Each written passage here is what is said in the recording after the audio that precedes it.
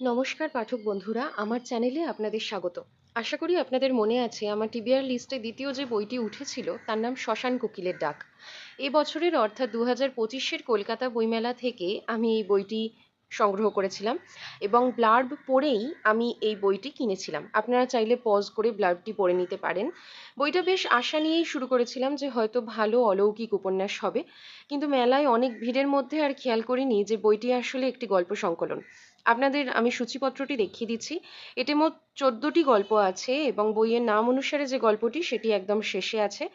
আমার এই মুহূর্তে 5টি গল্প পড়া হয়েছে এবং সেই 5টি গল্প আমার অত্যন্তই শিশুসুলভ লেগেছে।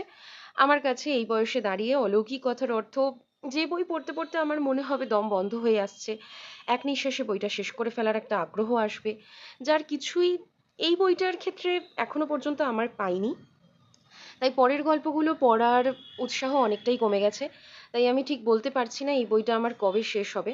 বইটা পুরোটা না পড়েই আমি বলছি, আপনাদের মধ্যে অনেকের হয়তো এই গল্পগুলো ভালো লাগতে পারে, তবে আমার এখনো পর্যন্ত খুব একটা ভালো লাগেনি। বাকি গল্পগুলো পড়ে হয়তো এই চিন্তাধারা একটু হলেও পরিবর্তিত হতে পারে।